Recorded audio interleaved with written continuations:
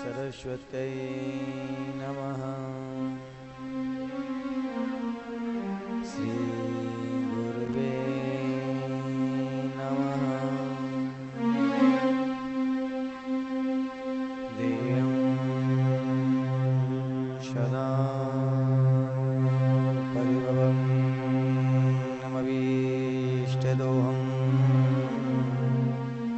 तीर्थास्पदं शिवविरञ्जनुतं शरण्यं गत्याहृदयं प्रणतपालभवादेवोतं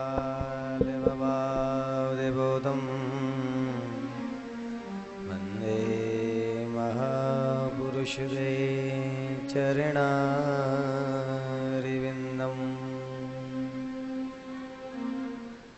मनोजवं मारुततुल्यवेगं जितेन्द्रियं बुद्धिमतां वरिष्ठं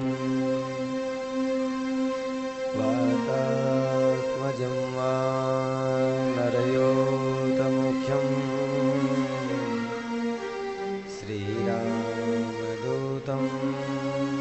शरणं प्रपद्ये। वन्दे वृन्दावनमुधाम वृन्दावननदीद्रवं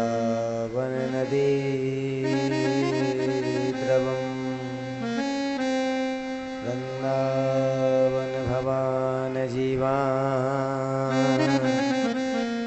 वृन्दावनजे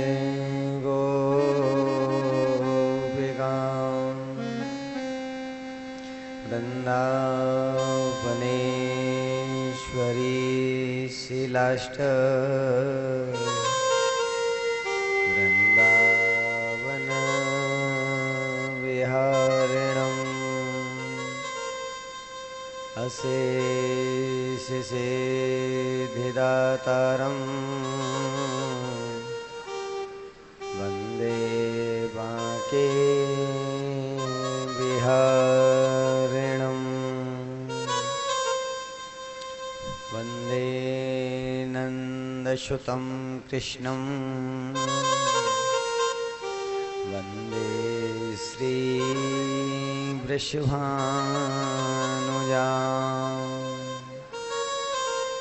वृन्दावनं गोवर्धनं वन्दे ब्रजवसुन्धरा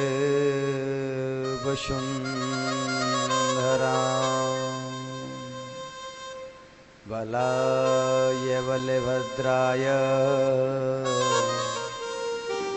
हरये परिमात्मने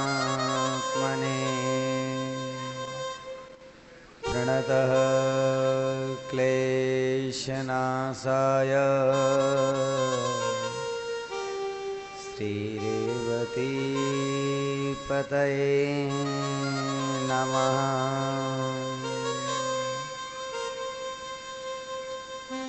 मनवाणी अरुकरम के जिते पाप जगमाय ते ते श्री बलदेव के नाम लेत मिट जाए। राधा मात हैं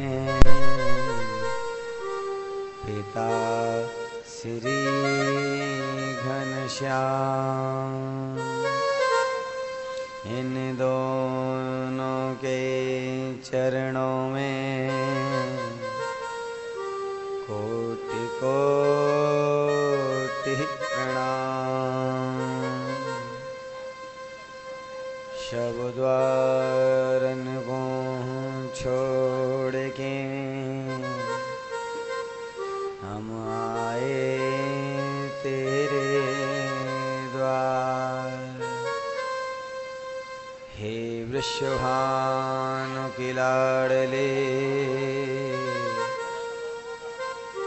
के हमारी ओर निहार। जय जय श्री राधा रमण, जय जय नवल किशोर, जय गोपी चित चोर प्रभु, जय जय माखन चोर। बोलो भक्त वत्सल भगवान की जय, श्री बांके बिहारी लाल की जय, श्री राधा रानी की जय, श्री दाऊजी महाराज की जय, श्री राधा रानी की जय, श्री रेवती मैया की जय, हनुमान जी महाराज की जय, जय जय श्री राधे, जय जय श्री राधे, जय जय श्री राधे श्याम। परम मंगल में परात्पर अखिलेश्वर अकारण कारण बरोड़ाले भक्त वांछित कल्पतरो जगत नियंता जगदाधार पीताम्बरधारी श्री बालकृष्ण लाल की वांगमयी प्रतिमूर्ति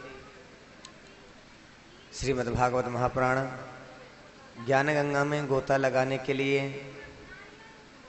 जिस प्रकार से हम सभी प्रेमी भक्त इस पवित्र भूमि पर विराजमान हैं, उसी प्रकार से श्री नैमिषारण्य क्षेत्र में सौनक आदि 88,000 ऋषि विराजमान हैं। बड़ा ही सुंदर क्षेत्र है जहाँ गंगा मैया कल कल करके प्रवाहित हो रही हैं। उसी के परम पवित्र पावन किनारे पर आदरणीय श्री सूत जी महाराज सौनक आदि ऋषियों के लिए कथा श्रवण करा रहे हैं। तो यहाँ उपस्थित विद्वज्जन, वृद्धजन, संत एवं विप्रगण, वह हमारे सभी धर्म स्वरूपा भाइयों, मातृ स्वरूपा माताओं, लक्ष्मी स्वरूपा बहनों, आइए हम सभी उसी क्षेत्र की ओर में चलते हैं जहाँ पर आदरणीय श्री सूत जी महाराज सौनक आदि ऋषियों के लिए कथा श्रवण करा रहे हैं। बड़ा ही सुंदर प्रसंग चल रहा है। आज आदरणीय श्री सूत जी महाराज ने सौनक आदि ऋषियों के लिए महात्म का प्रसंग बड़े सुंदर ढंग से सुनाया। उसके बाद भागवत जी की प्रथम स्कंद में प्रवेश किया, बहुत ही सुंदर मंगलाचरण किया है कि जन्माद्यस्य यतोऽन्वयादितरितश्चार्थेषु विज्ञस्वरा तेजो वारिमृदां हृत्कवये मुह्यन्ति सूरया तेजो वारिमृदां यथा विनिमयो यत्र त्रिसर्गो मृषा धाम्ना स्वेन सदा निरस्तकुहकं सत्यं परं धीमहि। बोले सत्यम परम धीमहि। आदरणीय श्री सूत जी महाराज ने सौनक आदि ऋषियों से कहा, संतो देखो, भागवत जी के प्रथम स्कंद के प्रथम श्लोक में सबसे पहले सत्य की वंदना की गई। न किसी देवता का नाम लिया है, न कृष्ण का नाम लिया, न दाऊ जी महाराज का नाम लिया, न राधा रानी का नाम लिया। बोले सत्यम परम धीमहि। बोले जो वास्तव में सत्य है उसकी हम वंदना करते हैं। संसार के बनने से पहले भी वो विराजमान है, संसार बन जाता है फिर भी वो विराजमान है। संसार जब प्रलयकालीन समुद्र में विलीन हो जाता है फिर भी वो बचते हैं। ऐसी हम प्रभु सत्यनारायण प्रभु की वंदना करते हैं। और इससे हमें जीवन में एक शिक्षा मिलती है कि जीवन में जितना हो सके सत्य बोलो। कि साँच बराबर तप नहीं, तो झूठ बराबर पाप। जाके हृदय साँच है, ताके हृदय राम। क्योंकि सत्य के बराबर दूसरा कोई तप नहीं है। हम कितना भी मंदिर जाएं, कितनी भी माला करें, कितनी भी भक्ति करें, लेकिन अगर हम जीवन में झूठ बोलते हैं तो बोले कोई फायदा नहीं है। आप मंदिर जाओ या ना जाओ, पूजा करो या ना करो, माला करो या ना करो, लेकिन जीवन में सत्य बोलो, बोले सबसे बड़ा तप है। तुलसीदास जी महाराज ने भी बड़ी सुंदर चौपाई में बताया है, सत्य न दूसर धर्म समाना, आगम निगम पुराण बखाना। धर्म न दूसर सत्य समाना, आगम निगम पुराण बखाना। धर्म न दूसरे सत्य समाना, आगम निगम पुराण बखाना। राम सिया राम सिया राम जय राम। राम सिया राम जय राम। मंगल भवानी अमंगल हारी, प्रभु सुत दशरथ अजय बिहारी। राम सिया राम जय जय राम। राम सिया राम जय जय राम। धर्म न दूसर सत्य समाना, आगम निगम पुराण बखाना। बोले जीवन में जितना हो सके ज्यादा से ज्यादा सत्य को अपनाएं। देखो भैया, जिस प्रकार से सत्य सतोगुणी प्रवृत्ति है, सतोगुण रजोगुण और तमोगुण तीन ही दुनिया में गुण हैं और तीन ही देवता हैं, ब्रह्मा विष्णु महेश। तीन ही मुख्य देवियां हैं, महासरस्वती, महालक्ष्मी, महाकाली। माँ सरस्वती संसार को प्रकट करने में मदद करती हैं, लक्ष्मी महारानी संसार का भरण पोषण करने में मदद करती हैं, महाकाली संसार का विनाश कराने में, प्रलय कराने में सहायक होती है। उसी प्रकार से ब्रह्मा जी सृष्टि की रचना करते हैं, मेरे गोविंद संसार का लालन पालन करते हैं, और हमारे भोले बाबा संसार का संहार कराने में सहायक होते हैं। और देखो, वैसे भी श्रावण का महीना है, झूलन महोत्सव है, हरियाली तीज के पावन पर्व पर ये उत्सव चल रहा है। जितने भी महीना होते हैं, महीने तो सभी श्रेष्ठ हैं, लेकिन श्रावण का महीना कुछ विशेष ही लाभदायक है, क्योंकि श्रावण के महीने में सबसे ज्यादा भोले बाबा की पूजा होती है। और शायद जितने भी देवता हैं उनमें अगर सबसे ज्यादा सबसे जल्दी प्रसन्न होने वाले अगर कोई देव हैं तो वो है हमारे भोले बाबा।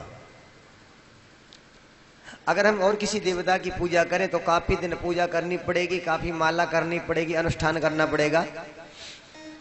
और अगर हम भोले बाबा की पूजा करें तो मात्र एक लोटा जल लेकर के जाओ, ओम नमः शिवाय, ओम नमः शिवाय, हर हर महादेव करके मेरे भोले बाबा के ऊपर चढ़ा दो, हमारे भोले बाबा उसी से प्रसन्न हो जाते हैं।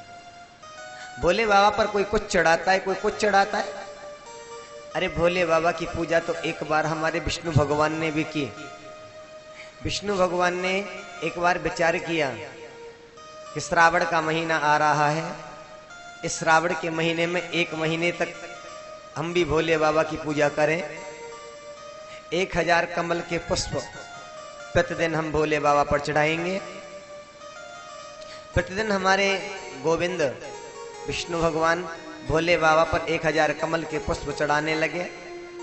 एक दिन की बात थी, पूजा चल रही है, 999 कमल के पुष्प मेरे विष्णु भगवान ने भोले बाबा के ऊपर चढ़ा दिए। एक पुष्प कम पड़ गया। जब एक पुष्प कम पड़ गया उनकी संख्या में, सोचने लगे अगर मैं एक पुष्प लेने के लिए जाऊं तो आसन छोड़ने का पाप लगेगा, और अगर मैं एक पुष्प न चढ़ाऊं तो मेरी पूजा अधूरी मानी जाएगी।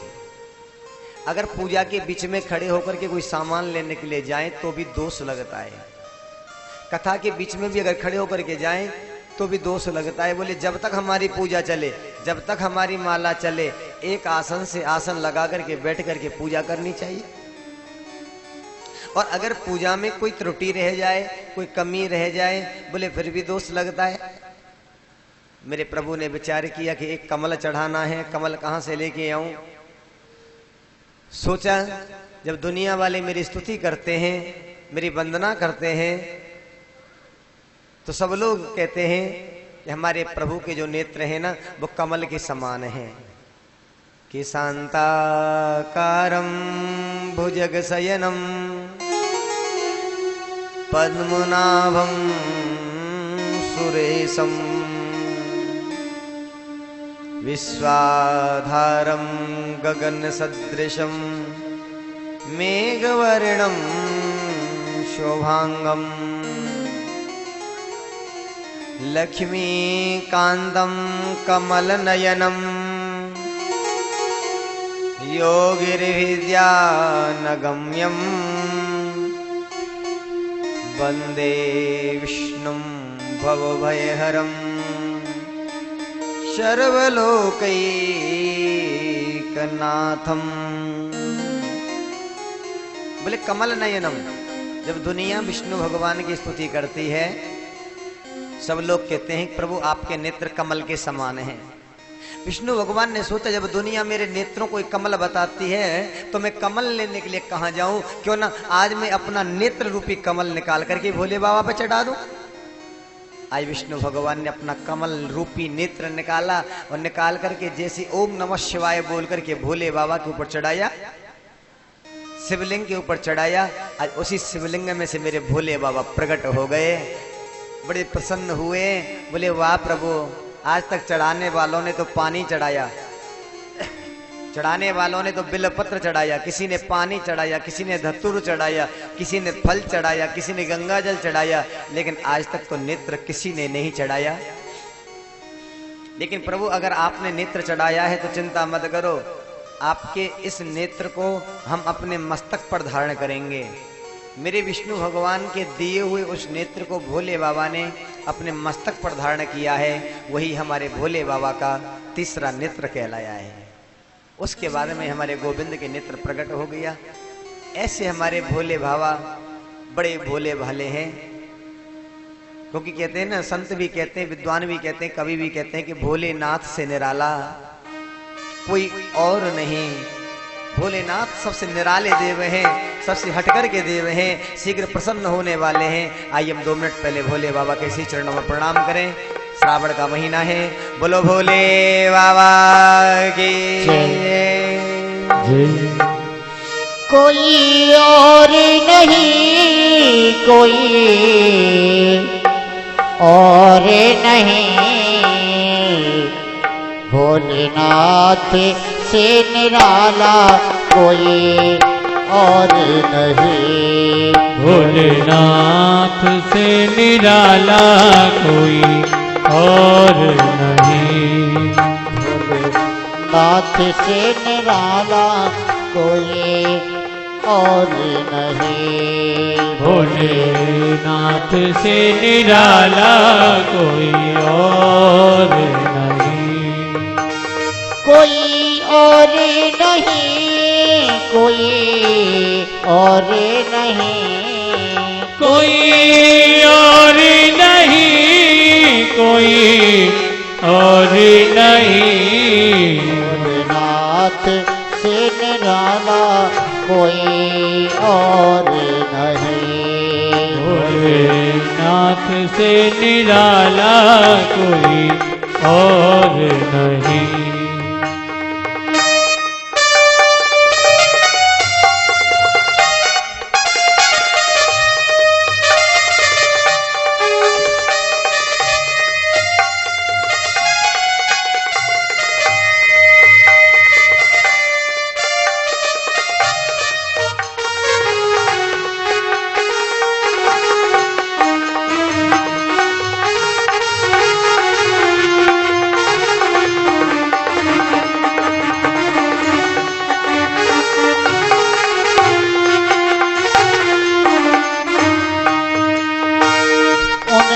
डमरू डम डम डोले अगम निगम के भेद ये खोले।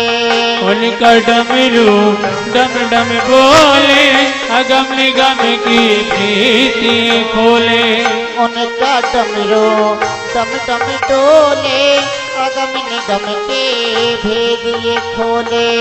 उनका डमरू डम डम बोले अगम निगम के भेद खोले।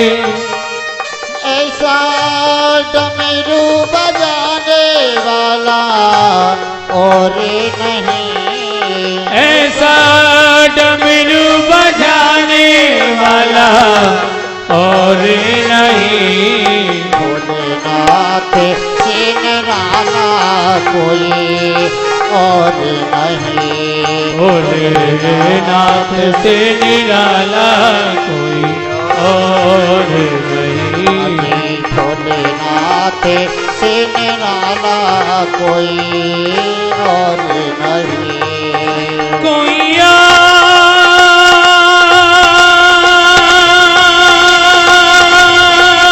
और नहीं है और नहीं कोई और नहीं।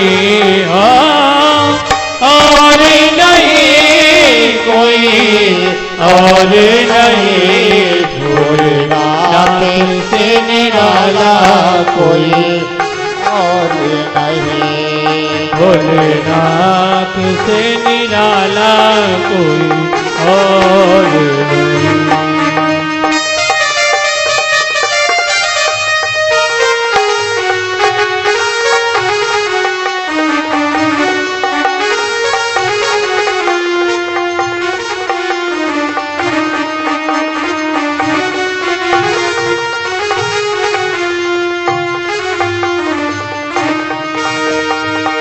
काया जब जब करवटे बदले पाप चमकते अगले पिछले। काया जब जब करवट बदले पाप चमकते अगले पिछले। काया जब जब करवट बदले पाप चमकते अगले पिछले। काया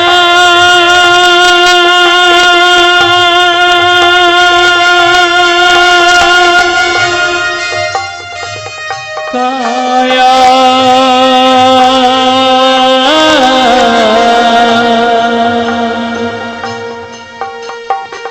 काया जब जब करवट बदली पाप चमकते अगले पिछले।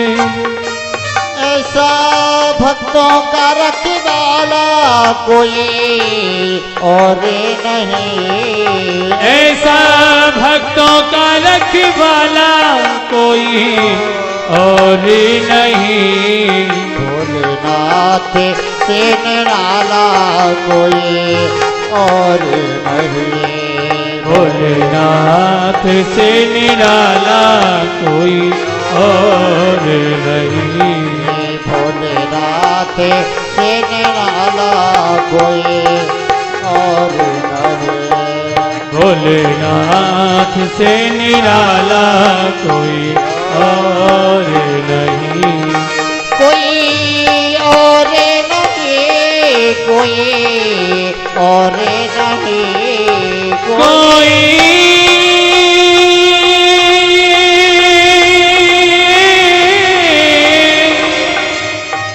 कोई और नहीं कोई और नहीं।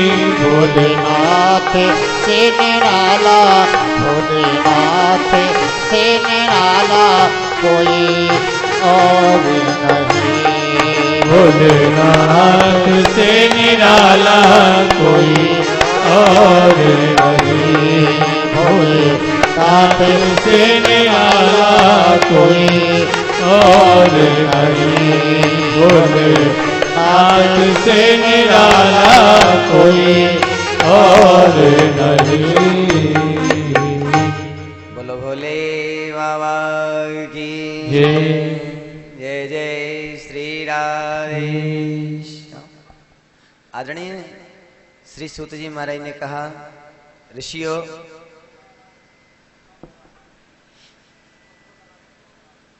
भागवत जी तापत्रय विनाशाय, जिसे तीनों प्रकार के तापों को नष्ट करने में सक्षम है। तापत्रोन्मूलनम, बोले तीनों प्रकार के तापों को, पापों को जड़ से खत्म कर देने वाला भी शास्त्र है। बोले महाराज भागवत जी का प्राकट्य कैसे हुआ? भागवत जी कहां से प्रकट होकर के आई? कि निगम कल्पतरोरिगलितं फलम सुखमुखाद मृदद्रव संयुतम्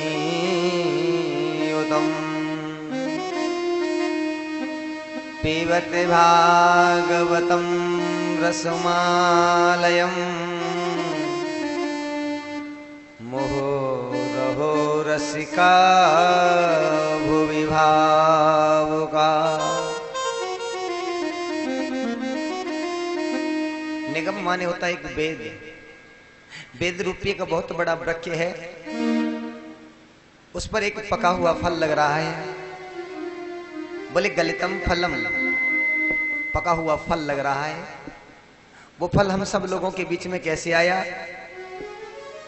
बोले महाराज सुख मुखाद मृत द्रव संयुतम, बोले सुखदेव जी महाराज का मुख लगने की वजह से और वो फल हम सब लोगों के मध्यस्थ आ गया।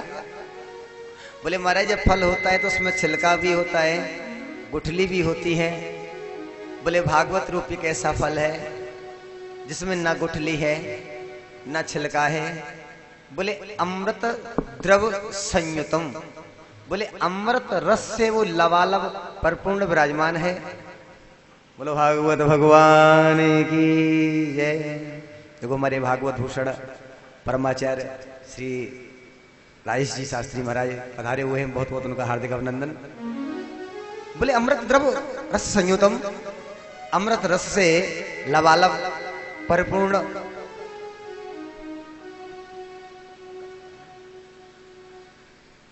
भरा हुआ है।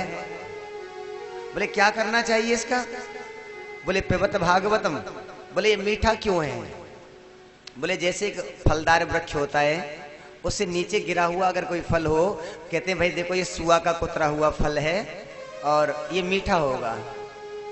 या तो ये बात समझे कि जो सुआ जो तोता होता है इतना चतुर होता है, को मीठे फल में ही चोंच मारता है, या उसकी चोंच में कोई ऐसा पदार्थ होता है उसकी चोंच लगने से वो फल मीठा हो जाता है। बोले अगर जब भागवत रूपी फल इतना मीठा है, अमृत द्रव से परिपूर्ण है, तो बोले पिबत भागवतम, बोले उसको पीना चाहिए। बोले महाराज कब तक पिए? कथाएं तो बहुत होती रहती हैं। बोले मोहर मोह, बोले एक बार नहीं, दो बार नहीं, चार बार नहीं, बोले आप जिंदगी में जितनी बार पियोगे, बोले रस का भोग भाव का, बोले उतना ही अधिक आनंद आएगा। अमृत द्रव संयुतम, पंखा के नीचे वहां बैठा दे इनको उठा करके।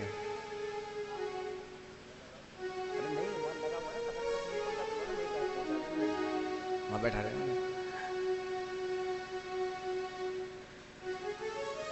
बोले आप जितनी बार भागवत जी को सुनेंगे उतना ही अधिक आनंद ज्यादा आएगा।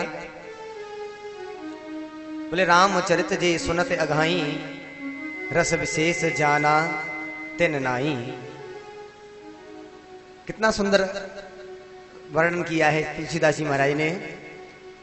ओ रामचरित जे सुनते अघाई,